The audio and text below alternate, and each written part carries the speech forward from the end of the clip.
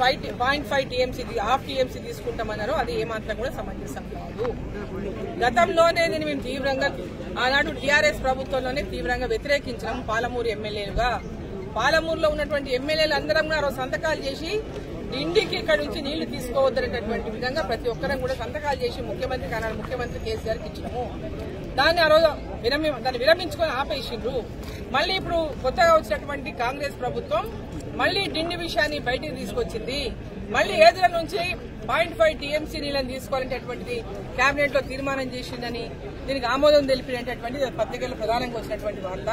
దానికి 1700 కోట్లు కూడా కేటాయించినట్టు రాసినారు. ఇది ఏమాత్రం కూడా సమంజసం కాదు.